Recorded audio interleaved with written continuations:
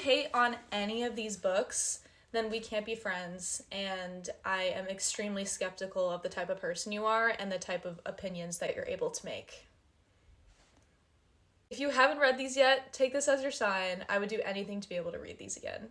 Up first, I have A Court of Wings and Ruin. I know it's super dramatic when someone says something has altered your brain chemistry, but I actually mean it when it comes to this book specifically. The series is what got me into reading for recreational purpose, but this book specifically is my favorite book in the ACOTAR series. I was sobbing at the end, sobbing.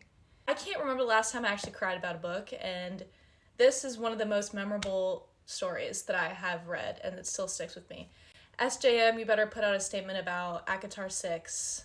This is a threat. Next, I have The Kitchen House by Kathleen Grissom. This is like so random, but I actually read this in high school. I haven't read it in like 8 years. It is such a heart-breaking, gut-wrenching historical fiction story. These two books are the only books I think I've ever cried over, ever.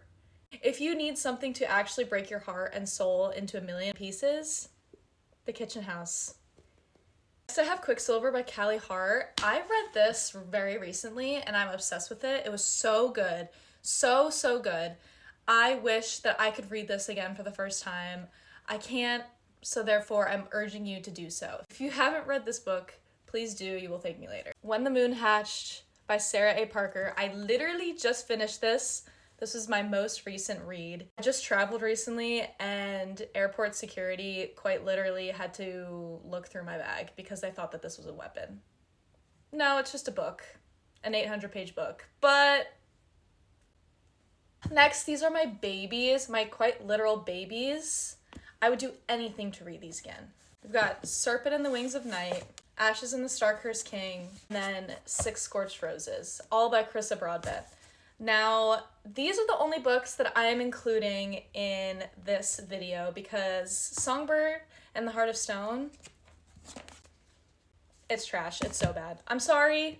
I know. But these are quite literal masterpieces. I knew from the first 5 pages, 10 pages of this book that I was going to be quite literally obsessed.